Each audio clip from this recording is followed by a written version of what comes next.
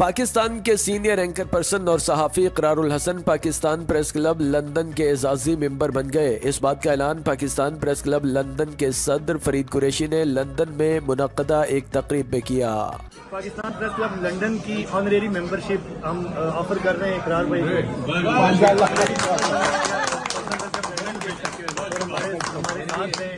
ہم جرنلسٹوں کے رائٹس کے لیے پاکستان میں بھی کوئی ایشوز ہے اس کے لیے بھی بولیں گے، اور اکراس دی بورڈ کسی بھی چینل سے ہو، کسی بھی کلب سے ہو، کسی بھی ایونٹ سے ہو۔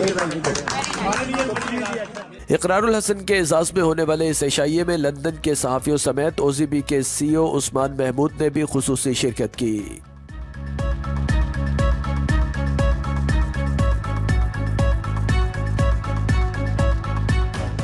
اقرار الحسن نے پاکستان پریس کلب لندن کا شکریہ ادا کیا۔ اس موقع پر ملک کی سیاسی اور صحافتی صورتحال پر بھی تبادلہ خیال کیا گیا۔ آپ تو یہ کر سکتے ہیں کہ بزور باقی تو کچھ نہیں کر سکتے کہ ہم آواز بلند کریں، ایشوز کی بار بار ریز کریں۔